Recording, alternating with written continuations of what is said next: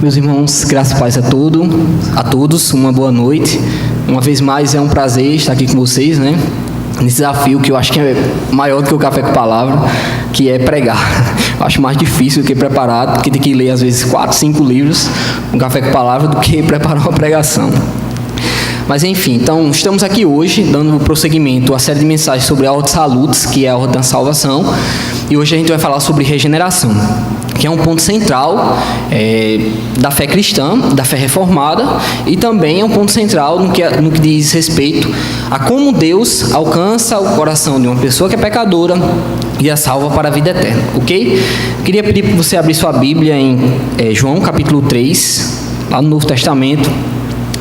João capítulo 3, leremos e trabalharemos apenas os versículos 1, do 1º ao 8º.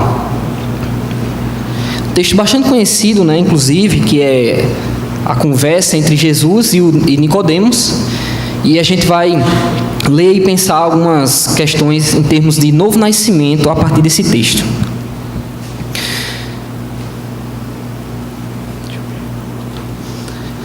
Meus irmãos, há algum tempo, alguns semestres, eu tive uma aula de uma professora da universidade, que ela não é cristã de modo algum, mas que ela falou algo interessante. Naquele dia me chamou muita atenção. Ela disse que quando alguém se decide a aceitar ou tomar para si uma pauta política, isso acontece por meio de um processo, muitas vezes, de escutar alguém que é convincente e, baseado nos próprios pensamentos e pressupostos, sentir que aquilo realmente faz parte de uma perspectiva de mundo que aquela pessoa já tem. E ela disse que quando você ouve ou quando você lê determinado posicionamento político, você simplesmente traz aquilo para si e adota aquilo como uma perspectiva. De modo que isso, ela explicando, era meio que processado ou tomado por aquilo que era meio que um processo meio que interno e não propriamente intelectual ou racional muitas vezes. Está muito envolvida a emoção, muito envolvida a razão. Aquilo me chamou muita atenção porque algum tempo depois ficou mais claro isso para mim, lendo alguns autores cristãos, que os nossos pensamentos mais profundos, né, as nossas crenças fundamentais são processadas no nosso coração, e que obviamente que a razão faz parte do coração, mas também a emoção, também a vontade, também os sentimentos, inclinações. Tudo isso é processado e toma o nosso coração. Isso acontece muitas vezes com a pauta política, de fato. Alguém pode adotar determinada ideologia e tomar aquilo para toda a sua realidade, mas também com outras crenças mais fundamentais, como a crença religiosa, ou com, enfim, qualquer outro tipo de crença que a gente possa ter. Uma crença de que a economia deve ser assim, a sociedade deve ser assado. Enfim, o nosso coração, de onde procede as fontes da vida, é onde de fato acontece esse processamento que alicerça um conhecimento que nós tomamos por base para que ele norteie e direcione a nossa vida. Então, se o coração é esse local, esse núcleo da alma em que as coisas mais fundamentais são processadas, Hermann Dover, né, um autor cristão, ele dizia que só há duas possibilidades para um coração humano. Ou ele tem uma inclinação apóstata, contrária a Deus, ou ele tem um coração voltado para Deus. O homem nasce necessariamente como apóstata e durante o curso da sua vida pode ter um coração voltado para Deus. Então, a minha reflexão com vocês hoje é justamente se o nosso coração apóstata de nascimento, baseado no pecado original, que é afastado de Deus por si mesmo, já foi, de fato, redirecionado para Deus por obra do Espírito Santo, se nós, de fato, somos regenerados. Não interessa hoje aqui se o seu irmão ao seu lado é regenerado ou não.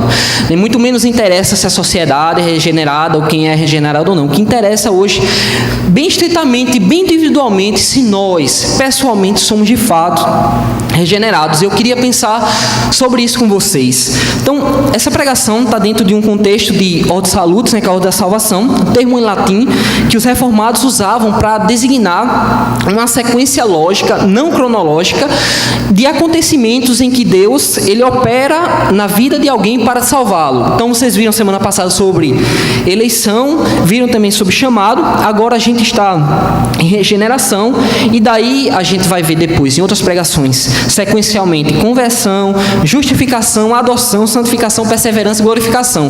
Isto é, a salvação, ela é muito mais ampla e complexa, digamos assim, do que um momento apenas em específico. Ela também abrange um quadro muito maior, de uma eleição na eternidade até uma glorificação futura. Tudo isso está abrangido pelo aspecto da salvação. Não é também um aspecto, é um ponto na vida de alguém que é regenerado, mas de modo mais amplo abarca a eleição até a glorificação. Então, é algo muito importante saber e conhecer minimamente como Deus opera no coração do crente. Então, a regeneração que hoje nos interessa aqui é um ato secreto de Deus, pelo qual Ele nos concede nova vida. Deus nos chama por meio da pregação do Evangelho e nos dá nova vida. Então, Deus nos elegeu na eternidade passada. Deus, Ele nos chamou por meio da pregação do Evangelho em determinado momento da nossa vida, e o Espírito Santo aplica o Evangelho ao coração e transforma aquele coração, dá nova vida àquele coração. Na verdade, dá vida àquele coração que é morto em delito e pecado. Ok? Então, a regeneração é esse momento em específico em que Deus, Ele alcança e infunde o Evangelho no coração. Ele coloca o Evangelho para dentro daquele coração, de modo que ele se torne uma crença fundamental e nós possamos, de fato, abandonar a apostasia para que o nosso coração seja redirecionado para Deus. Só Deus pode fazer isso. Então, em geral, nós veremos essa tese, certo? Por meio desse texto que a gente tem aqui no capítulo 3 de João, que diz o seguinte: havia entre os fariseus um homem chamado Nicodemos, um dos principais judeus. Este, de noite, foi ter com Jesus e lhe disse: Rabi, sabemos que és mestre vindo da parte de Deus, porque ninguém pode fazer estes sinais que tu fazes, se Deus não estiver com ele. A isto respondeu Jesus: em verdade, te digo, que se alguém não nascer de novo, não pode ver o reino de Deus. Perguntou-lhe Nicodemos: como pode um homem nascer sendo velho? Pode, porventura, voltar ao ventre materno e nascer segunda vez? Respondeu Jesus: em verdade, te digo, quem não nascer de novo, quem não nascer da água e do Espírito, não pode entrar no reino de Deus. O que é nascido da carne é carne, e o que é nascido do Espírito é Espírito. Não te admires de eu te dizer: importa-vos nascer de novo. O vento sopra onde quer, ouves a sua voz, mas não sabes de onde vem, nem para onde vai. Assim é todo o que é nascido do Espírito. Vamos orar uma vez mais? Nunca é demais orar, não é? Deus, nós queremos te agradecer, ó Deus, por essa noite. Já oramos inclusive por essa pregação. Mas eu queria, Deus, especificamente nesse momento, orar, Deus, por nosso coração. O nosso coração, Deus, muitas vezes tem se mantido constantemente distante, ó Deus, da Tua vontade. As nossas afeições, muitas vezes, elas têm sido inclinadas mais às coisas do mundo do que ao Senhor. O nosso ouvido, muitas vezes, ó Deus, tem comichão de ouvir a Tua palavra, a sã doutrina, as Escrituras. Ó Deus, nós estamos apáticos. Muitas vezes a nossa vida espiritual, a nossa falta de vontade, nosso descompromisso, ó Deus, a nossa vida desperdiçada com tanta coisa fútil, ó Deus, nada mais é do que aquilo que está no mais profundo do nosso coração, que é uma apostasia. A linguagem religiosa muitas vezes passou a nossa mente, adentrou a nossa mente. Nós temos amigos que creem daquele sentido, inclusive às vezes lemos livros naquela crença e fé, porém o nosso coração se mantém distante do Senhor. Ó Deus, a apostasia, marca central da nossa sociedade, ó Deus, adentrou e esfriou o nosso coração. Faz algo novo, Senhor Deus. Desperta-nos nessa noite, em nome de Jesus, como na primeira vez, como num primeiro instante, como num primeiro olhar, ó Deus, toma o Teu lugar. Deus, faz de novo no nosso coração, Deus. Derrama o Teu Espírito sobre o nosso coração, de modo que Te temamos mais, Te honremos mais, ó Deus, e Te amemos mais. Nós cremos e sabemos que não conseguimos por nossa força, pela força do nosso braço, mas, ó Deus, o Senhor pode. Tu és poderoso, ó Deus. Tu triunfas sobre o nosso coração, sobre o nosso pecado, sobre a nossa apostasia, ó Deus. Desperta-nos que dormimos muitas vezes, ó Deus. Acorda-nos, Senhor Deus. Deus, e resplandece Tua luz nesta noite, em nome de Jesus. Amém.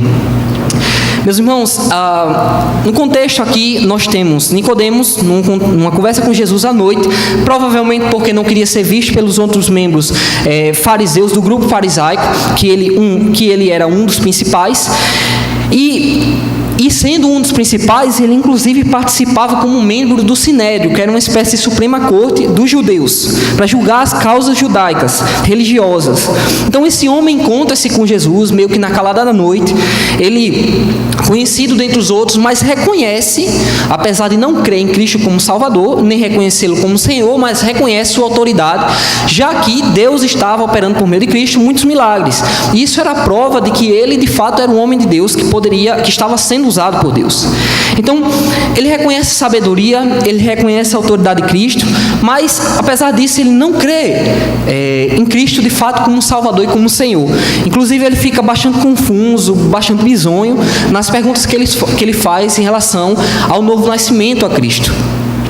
Então, esse homem que chega a Cristo, que era Senhor, que era doutor da lei, inclusive, reconhecendo a autoridade de Cristo, vai perguntar a Cristo, vai conversar com Cristo, e Cristo, por meio de perguntas, mostra que aquele homem não conhecia aquilo que é mais central da vida religiosa, a vida diante de Deus, que é o novo nascimento.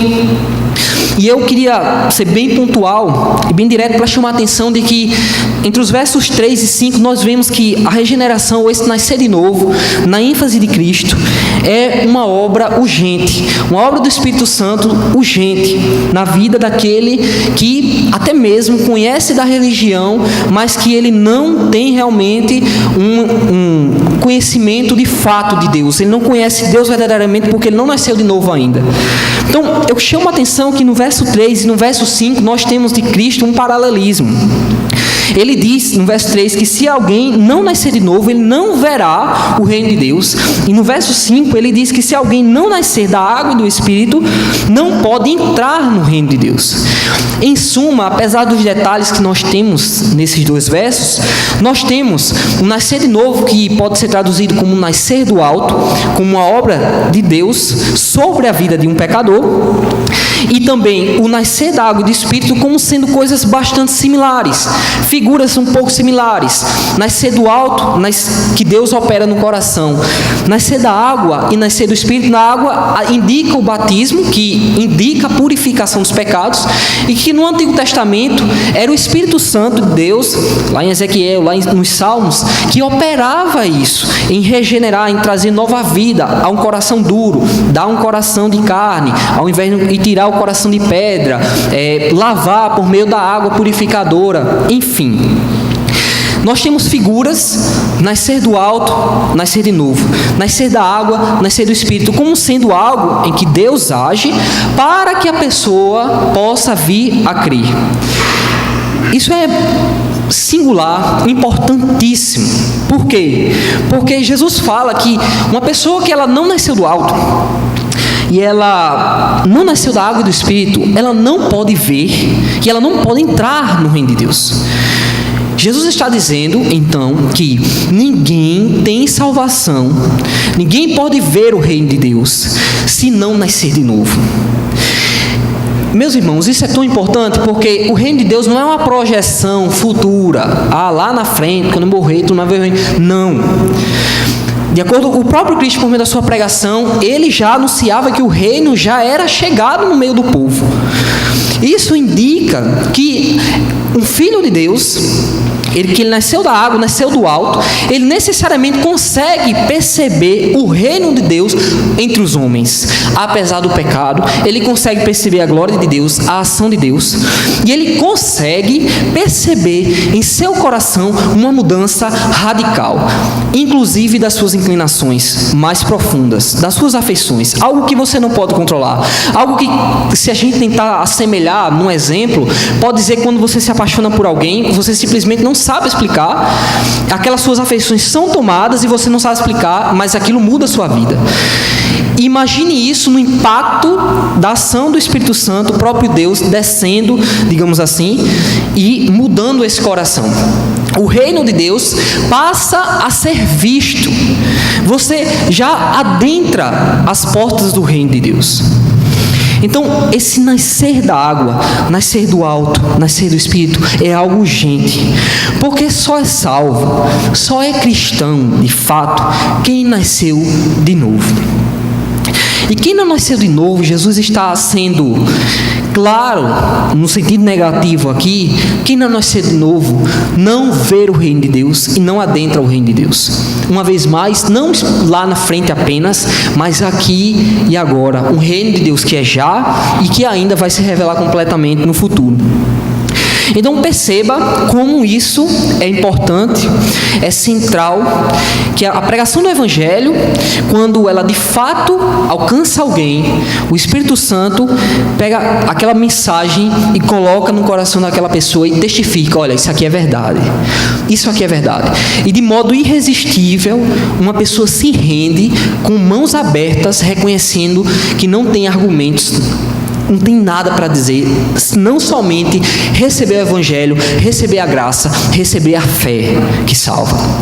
Então, essa ação, essa operação é do alto e é de Deus. Por que a necessidade disso? E para quê? Por que isso? Por que a gente precisa disso? Por um motivo básico. Nós somos mortos espirituais. Quando nossos pais, que eram representantes federais, da humanidade, Adão e Eva, pecaram contra Deus. Toda a humanidade ali depois, como nós sabemos, caiu em pecado e todos nós nascemos mortos em delitos e pecados, cegos e surdos ao Evangelho e à palavra de Deus. Eu tenho para mim, e eu tenho uma preocupação muito grande, que nós, meus irmãos, cristãos, muitas vezes perdemos o senso de afirmar isso, de que o homem é mau. Nós recuamos diante de uma sociedade que segue Rousseau, que era tudo menos cristão, de que o homem é bom, ou outros pensadores, que, sei lá, Locke, o homem é uma tábula que não tem nada escrito, que com as experiências vai adquirindo conhecimento.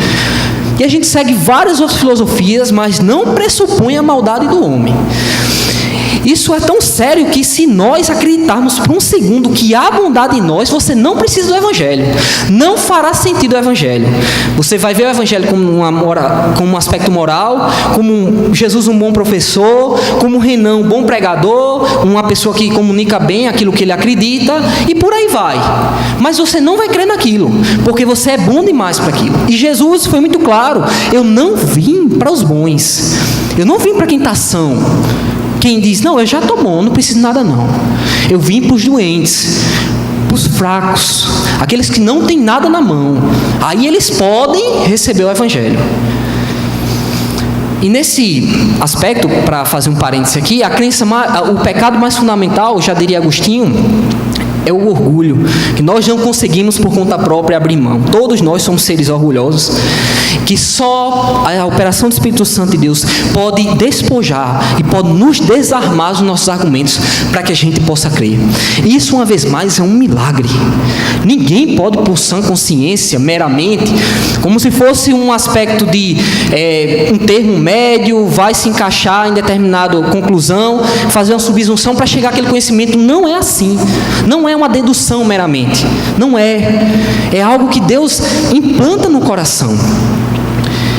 Não, o apóstolo Paulo, lá em Romanos, eu lembro a vocês, a todos nós, na verdade, diz: não há justo, nenhum sequer. Não há quem entenda o Evangelho. Não há. Não há quem busque a Deus. Não há quem busque o Evangelho por conta própria. Todos se extraviaram, juntamente se fizeram inúteis. Não há quem faça o bem, não há nenhum só, não há quem faça uma obra de justiça fora de Cristo que seja aceitável a Deus por conta dos próprios méritos. Não há. Todas as obras feitas fora de Cristo são mortas. A sentença de Paulo é muito severa. Tudo aquilo que a gente faz, Paulo diz, tudo que a gente faz com falta de fé é pecado, Paulo diz, porque está morto. Se não é feito por meio de uma fé salvadora, está morto. Se a minha motivação de fazer uma boa obra é publicar no Instagram que eu estou dando bonanças para tudo mais para receber aplausos dos outros ou curtidas, está morta essa obra, porque não é feita com fé. De acordo com Jesus, lá no Sermão do Monte, quando tu fizeres uma coisa com a tua mão direita, esconde da outra. Esconde do teu mais próximo, do teu que está ao teu lado. Faz em silêncio, para que o Pai dos céus veja e te recompense. Isso só faz alguém que tem fé em Cristo e foi alcançado pelo Evangelho. Ninguém nessa sociedade consegue fazer isso. Fazer as coisas em calado e secreto e ficar quieto, não dizer a ninguém. E simplesmente crer, Deus, o Senhor está vendo. Nós precisamos de reconhecimento. Isso aí é outro problema. Mas o ponto é que as nossas obras mostram que a nossa inclinação ela é pecaminosa e morta. E ela é totalmente contrária a Cristo. Tudo que a gente faz sem refletir sobre a fé e o Evangelho, a gente acaba pecando, no fim das contas. Por conta da natureza do Evangelho, que é tão contrária a nós. O Sermão do Monte, ele é uma tapa tão severa na nossa moralidade, que ele destrói tudo que as filosofias da sociedade ensinam. Tudo. E até mesmo religiões ou líderes, enfim, ensinam. De tão radical que é o Evangelho. E, para mim, isso é muito importante. A maldade humana tem que ficar muito clara na nossa cabeça, na nossa mente. Alguém já diria, né, que a maldade humana é a única coisa da fé cristã que pode ser provada por qualquer um.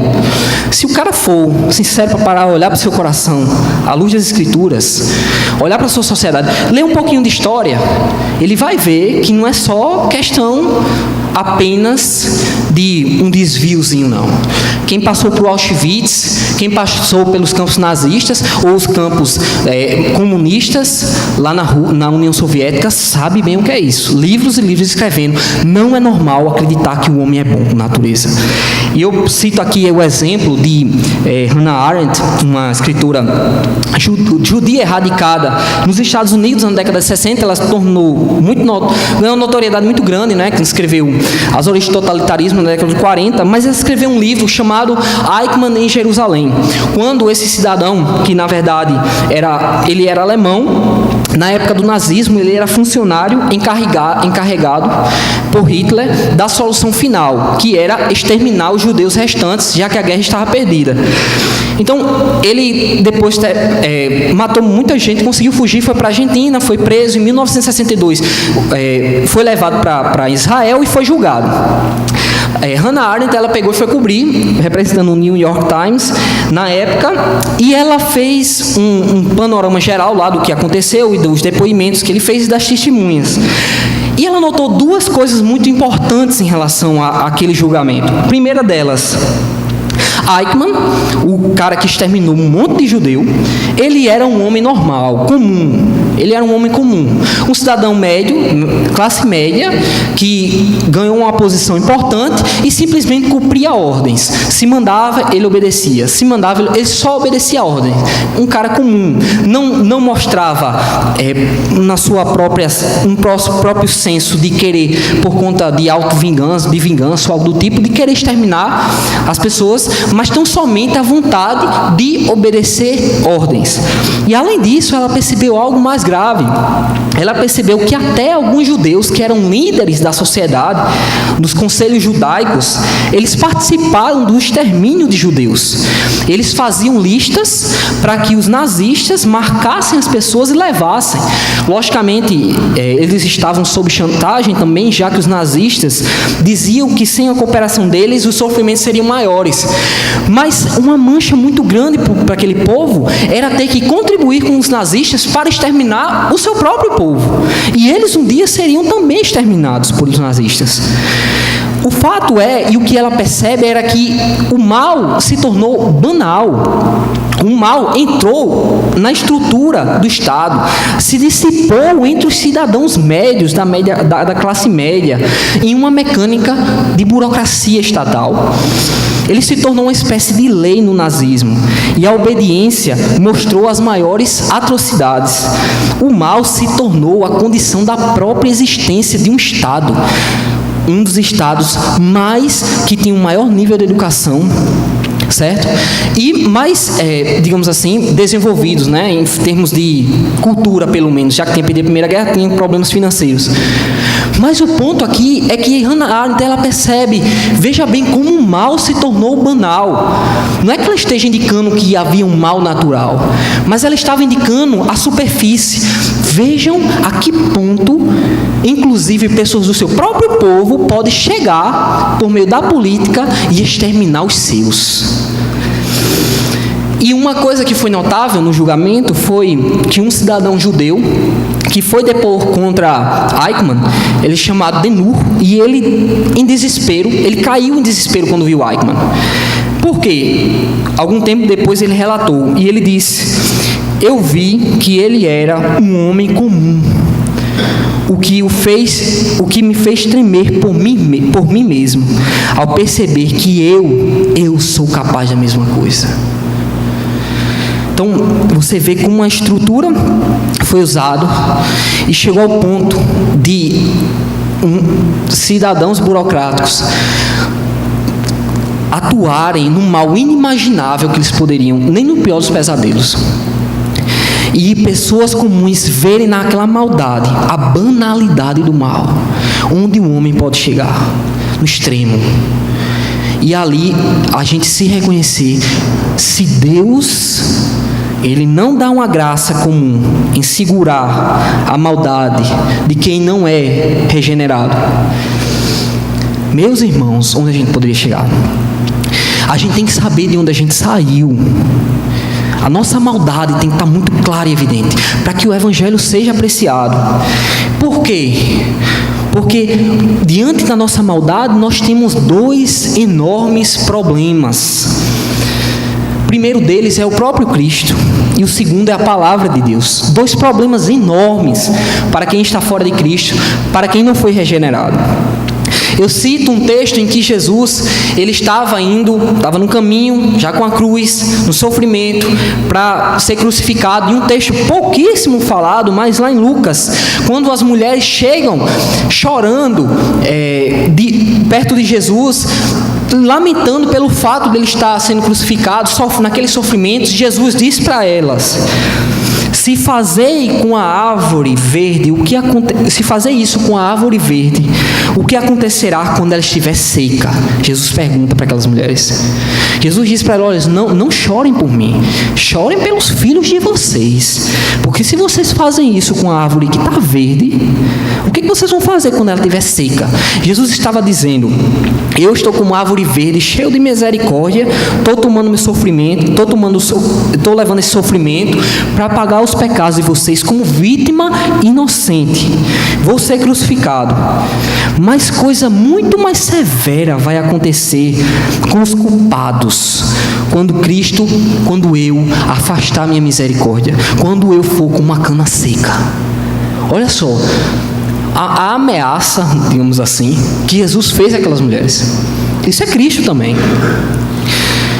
Jesus chega ao ponto de dizer para que percebam que vocês que são culpados, vocês estão achando que isso aqui é sofrimento, vocês não viram nada, porque a cana vai ficar seca. Eu vou afastar minha misericórdia e vou vir com fogo e fúria.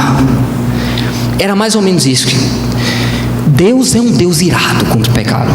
Irado contra o pecado, de maneira justa, por conta da sua própria natureza. Em momento nenhum cabe injustiça na ira de Deus. Quando Ele manifesta a sua ira, manifesta uma ira com justiça.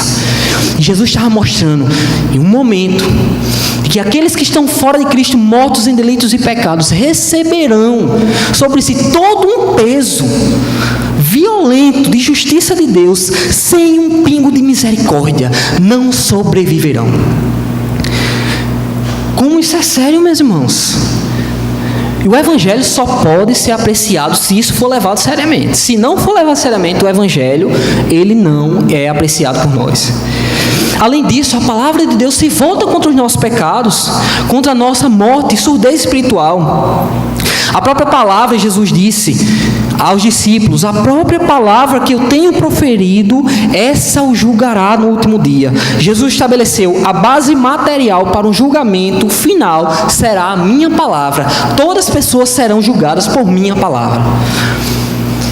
Então, percebam que tanto a nossa maldade interna, intrínseca do nosso coração, quanto a palavra de Deus e também a justiça de Deus, de Cristo, tudo isso deve fazer o nosso coração tremer diante de Deus, de tão majestoso, poderoso, soberano, glorioso e não domesticável.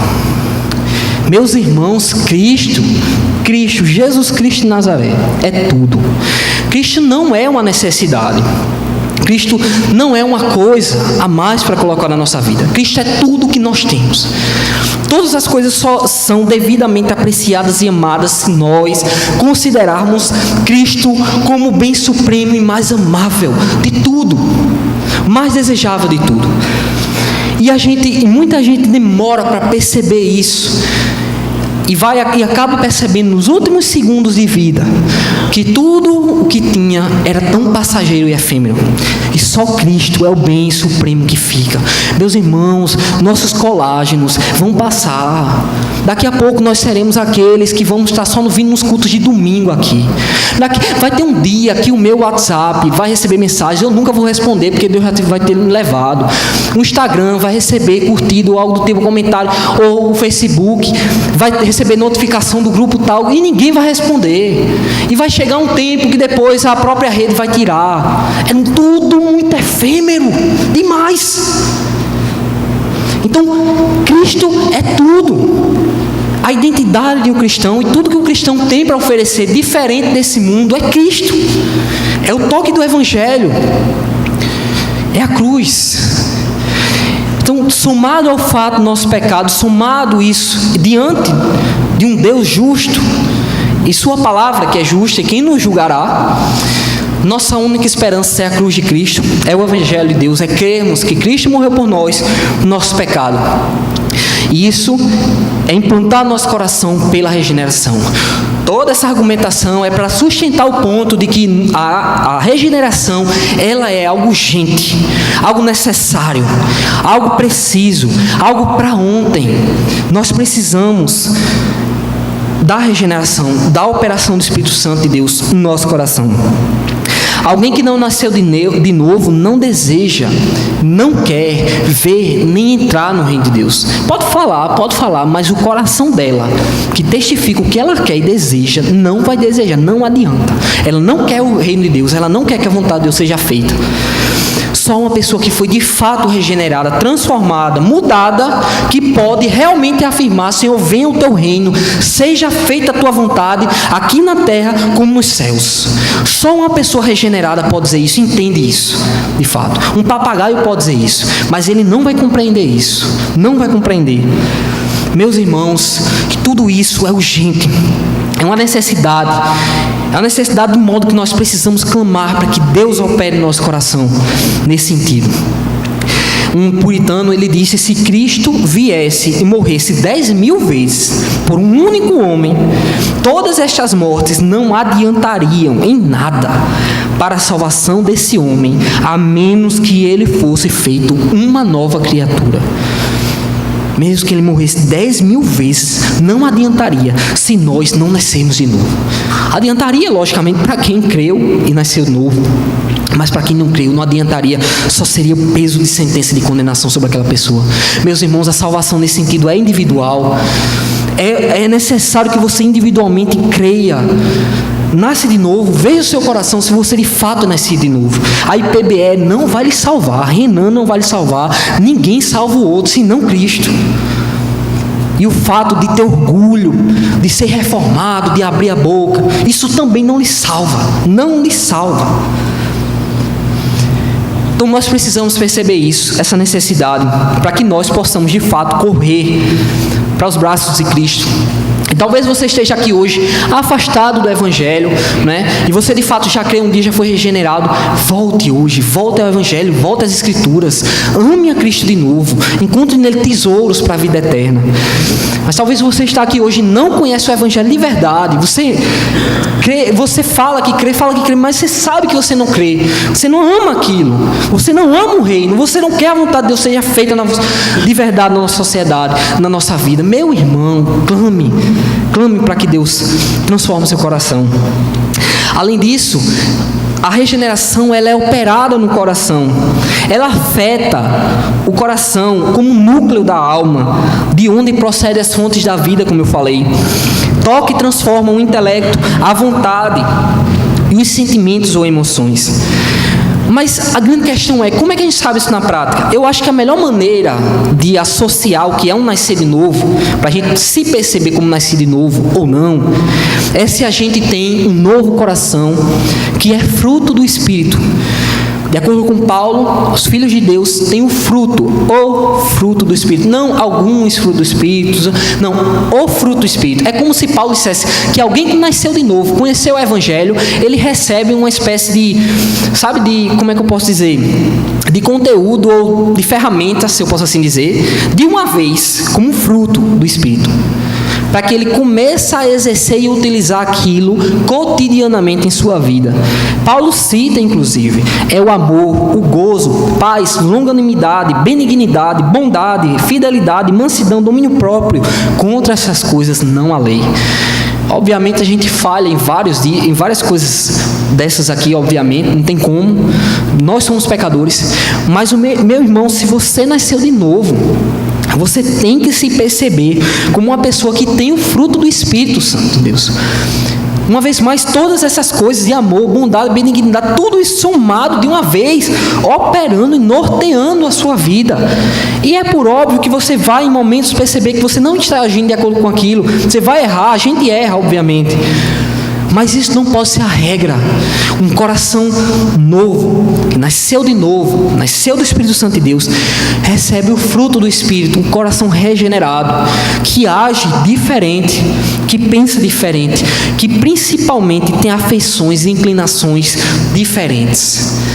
Esse é o maior desafio nosso, é esse. Não é perceber se a gente crê ou não, de acordo com a nossa razão. Que a gente pode dizer, você crê nisso? Creio. Você crê nisso? Creio. Você crê nisso? Não. Mas perceber que as nossas afeições, que a gente não controla, elas amam isso. Elas se inclinam para isso. Isso só pode acontecer se Deus operar em nossas vidas. Amém. Vocês estão tão sérios. Então assim, meus irmãos, além de ser uma obra urgente, a regeneração é uma obra que é exclusiva de Deus, como eu falei, mas eu enfatizo isso porque o próprio Cristo, no versículo 6 e no versículo 8, ele deixa isso bastante claro. No verso 6 ele fala, o que é nascido da carne é carne, e o que é nascido do Espírito é Espírito.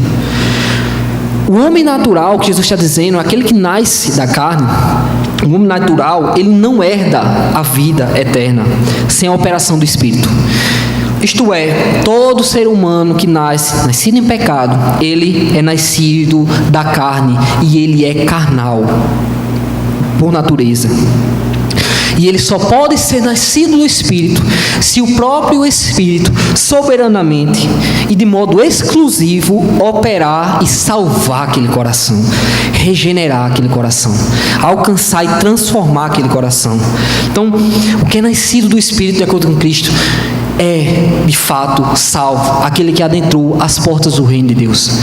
Nascido da carne é carne, nascido do Espírito é Espírito. Só existem esses dois tipos de pessoa em toda a história da humanidade: quem é nascido da carne e quem é nascido do Espírito.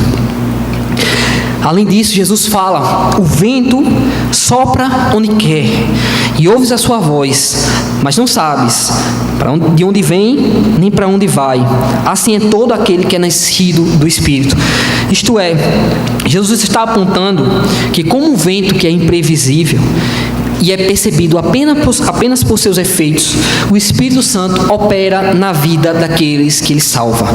Como um vento que não se percebe, que a gente só vê as coisas sendo movidas ou nós mesmos tendo aquela sensação, a gente recebe os efeitos, as sensações, a gente sabe que existe, mas não consegue ver. Assim, Jesus usa essa figura para dizer assim é a operação do Espírito Santo de Deus. Você percebe os efeitos. Como é que eu sei? Quando é que eu fui salvo? Não importa, o que importa aos efeitos no seu coração. Eles testificam, eles apontam de fato que você nasceu de novo. Você sabe pelos efeitos que você nasceu de novo em algum momento. Isso é importante porque nas características que a gente pode apontar sobre a regeneração, sobre o nascer de novo, a gente pode destacar algumas, que é um evento único, instantâneo e misterioso. A gente só vê o resultado, mas não vê como foi feito. Então, de modo direto, instantâneo, soberano, misterioso, Deus simplesmente alcança, opera naquele coração e uma vez mais pega o evangelho e coloca naquele coração e diga assim: eu estou dando a possibilidade de você crer no evangelho. Em última instância, a salvação é isso, o nascimento de novo é isso.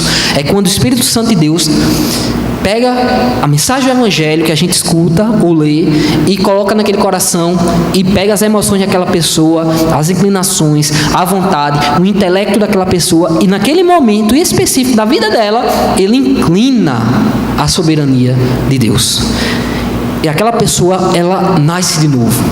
E a vida ganha brilho, o mundo ganha cores. Ela começa a perceber de modo diferente a realidade. A sua cosmovisão é transformada e sua vida, ela recebe o fruto do Espírito.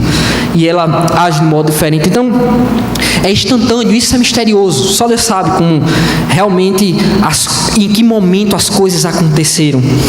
Mas além disso, a regeneração ela é monergística, isto é, em que só Deus age e o pecador não participa, né? Diferente de alguns grupos que acreditam que o homem coopera com a salvação, nós cristãos reformados entendemos, de acordo com as Escrituras, por conta do fato de que o homem é morto em delito e pecado, ele não tem fé para a salvação. Cristo primeiramente toca naquele coração e opera, o Espírito Santo toca naquele coração e opera e transforma aquele coração e regenera, dá vida, e dali aquela pessoa se converte ou é convertida, né? Melhor dizendo, né? A gente sempre usa essa coisa de se converte ou me converti. Não, é melhor dizendo eu fui convertido. Usar na passiva, biblicamente isso tudo é usado na passiva. Eu fui convertido, não eu me converti.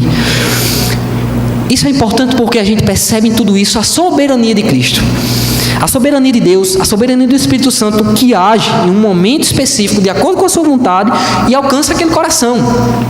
Quer texto bíblico para isso? Eu cito 2. Você tem lá em João, Jesus dizendo que a todos quanto receberam, deu-lhes o direito de ser chamados filhos de Deus.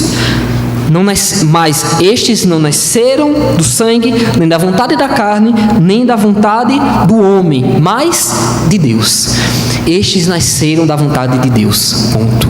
Além disso, o próprio Cristo também diz em João que assim como o Pai levanta os mortos e lhes dá vida, assim também o Filho dá vida a quem Ele quer. O Filho dá vida a quem Ele quer. Perceba, um homem morto em delito e pecado, Deus soberanamente, opera naquele coração, sozinho, por sua vontade, e aquela pessoa simplesmente, depois de ter sido transformado no seu coração, ela abre as mãos e reage dizendo, eu creio, ponto. A responsabilidade humana, né, de dizer eu creio, se arrepender dos seus pecados, colocar a fé em Cristo. Mas ele só coloca a fé em Cristo, só se arrepende dos pecados, só diz eu creio, se Deus agiu antes. E deu essa possibilidade de ele dizer eu creio. Percebe? Tudo isso é importante porque toda a glória reside em Deus e está em suas mãos. Em nenhum momento Deus divide a glória com ninguém. Em nenhum momento. Tentar colocar a ação humana na salvação de Deus é perigoso por conta disso. Deus não divide a sua glória com ninguém. Então, é o Espírito Santo que opera no nosso coração e nos dá vida. Então, e isso é importante por quê? Porque nós nos tornamos nova criação. A gente já escutou muita música, já se falou muito, nova criatura, já se aplicou de várias maneiras, muita coisa já foi dita, mas a gente não percebe como isso é importante. Veja uma coisa, Deus criou tudo em modo perfeito, o homem caiu em delito e em pecado, ele deformou a criação, e o que Cristo está dizendo, que a palavra diz, é que Deus faz daquela pessoa uma nova criação. No Antigo Testamento é como se a figura é de um barro, que ele é esfacelado, e o oleiro vai dando forma, vai dando vida e sentido àquele barro, e assim somos nós, em que Deus pega a nossa vida, morta em delito e pecado, e ele faz uma nova criação. Uma vez mais, perceba, nova criação, a pessoa nasce como se tivesse meio que, entre aspas, se eu posso assim dizer, começado do zero. Cristo faz daquela pessoa salva. Obviamente, né, a gente não começou zero porque estava em pecado e tudo mais, continua ainda em pecado, mas no novo plano de realidade do reino de Deus, nós adentramos e começamos uma nova vida, somos feitos uma nova criação, e Deus faz tudo novo na nossa vida. Isso tem implicações para uma vida de santidade, para uma vida diante de Deus, para a sua glória e tudo mais, mas eu queria chamar a atenção para aplicar de um modo diferente. Eu queria perguntar aqui, como pode um cristão regenerado querer namorar e casar com alguém que não é? Por quê? Se a obra do Espírito Santo, a regeneração, é algo soberano e ninguém pode se dar o luxo de arriscar a desperdiçar sua vida e espiritualidade em um relacionamento em que a própria pessoa não pode gerar mudanças em si. Eu prometo que eu vou ser um marido não sei o que lá, eu prometo que eu vou ser uma esposa não sei o que lá, que eu vou estar orando com você, que eu vou, sei lá, estar sempre para a igreja com você, porque eu não creio nada disso não, mas a gente faz um esforço. Meu irmão, se arrisca não, dê lugar não, vigie. É sério, veja como tudo isso é sério.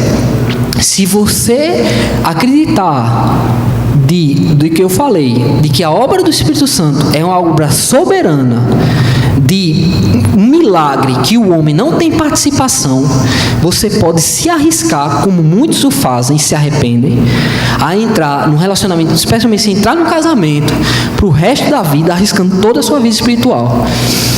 Ainda que você continue crente, mas se arrisca toda a sua espiritualidade. Meu irmão, tome cuidado em relação a isso.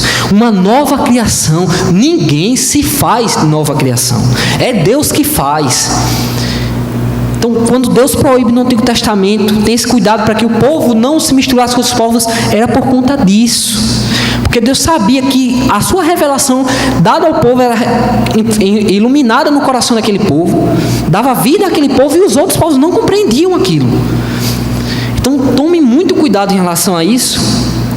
Uma nova criação, procure outra nova criação, procure, para que vocês dois caminhem dentro de um novo reino, percebendo o reino de Deus, vivendo o reino de Deus, com suas falhas, suas dificuldades, se ajudando, mas percebendo o reino de Deus. Não arrisque sua vida, não desperdice sua vida, para que no final, nos últimos instantes, você não tenha uma amargura profunda no seu coração de ter desperdiçado sua vida. Vigie quanto a isso.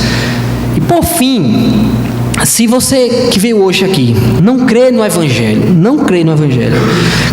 clame a Deus. Talvez esse ato ou essa vontade interna de clamar para que Deus salve sua vida seja justamente Deus já operando e tocando em seu coração. Então, ore, peça a Deus para que Deus alcance seu coração. Talvez Deus já esteja trabalhando nesse sentido. Mas para você, que eu acredito que é o nosso caso aqui, nós que cremos, nós precisamos hoje, meus irmãos, fazer um autoexame para ver se o nosso coração é de Cristo de fato. E o meu convite maior nessa noite é esse: faça um autoexame no seu coração. Você de fato pertence a Cristo? Você de fato vê que o seu intelecto, suas afeições, sua vontade pertencem a Cristo? Você percebe o reino de Deus na sua vida? Tem um texto que me faz estremecer, mas que eu amo de paixão, que é um texto lá em 2 Crônicas, lá no Antigo Testamento, quando diz assim: quanto Quanto ao Senhor, seus olhos passam por toda a terra para mostrar-se forte para com aqueles cujo coração é totalmente dele. Quanto ao Senhor, seus olhos passam por toda a terra para mostrar-se forte para com aqueles cujo coração é totalmente dele. Meus irmãos, nosso coração precisa ser totalmente Deus. E é dessa maneira que a gente vai percebê-lo mais forte do que nós, mais forte do que a nossa vontade. E dessa maneira a gente vai perceber o seu reino mais forte do que o nosso reino. Então eu concluo que todos temos um coração apóstata por natureza. Mas a obra de regeneração é uma recriação de quem se perdeu. É urgente e é exclusivo de Deus. Onde está seu coração? Talvez seja uma grande pergunta para hoje à noite, mas uma pergunta maior que essa é: o que é o seu coração? É um coração apóstata ou um coração regenerado?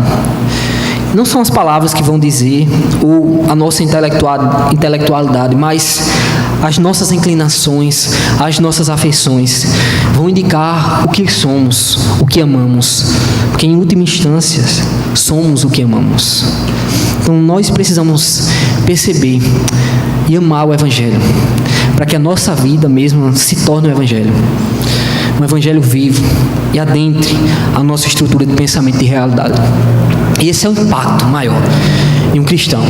Esse é um processo que precisa cada vez mais ser implementado no meu coração, na minha vida e nas nossas vidas. E eu peço, você baixe sua cabeça, feche seus olhos. Eu vou finalizar, como sempre, lendo. Hoje eu vou ler uma oração puritana chamada A Primeira Oração de um Convertido. Veja o título dessa oração: A Primeira Oração de um Convertido. Como se alguém fosse naquele momento alcançado pelo Evangelho. Diz assim: meu Pai, eu nunca teria buscado minha felicidade em teu amor, a menos que tu me tivesses amado primeiro. O teu Espírito me encorajou pela graça a buscar-te, me fez conhecida a tua reconciliação em Jesus. Me ensinou a obedecer-te, me ajudou a tomar a ti por meu Deus e porção. Possa Ele me fazer crescer em conhecimento e na experiência do teu amor, e no andar em todos os caminhos para a glória.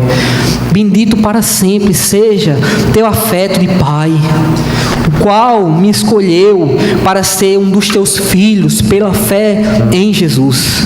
Eu te agradeço por dar-me o desejo de viver com o teu Filho.